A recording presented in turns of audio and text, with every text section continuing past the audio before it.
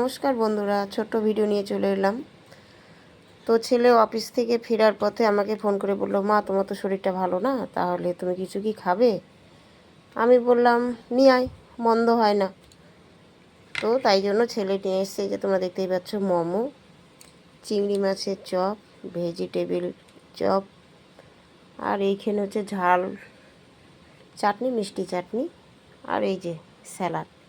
তার সঙ্গে ছেলে নিয়ে এসছে আমার জন্য, দেখতেই পাচ্ছ, এই যে বাদাম, গুড় বাদাম, আর ছেলের জন্য ড্রাই ফ্রুট, আর এই যে ছোলা।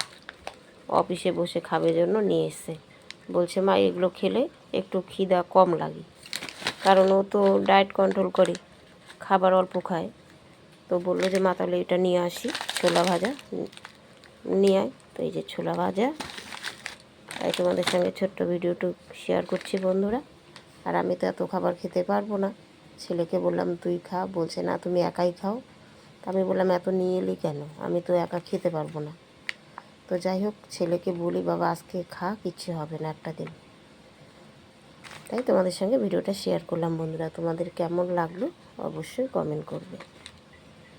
আর আমার এখনও জ্বর ভালো হয়নি, ওষুধ খাচ্ছি। কখনো জ্বর ছাড়ছে, ভালো লাগছে, তখন আবার ফিরে আসছে।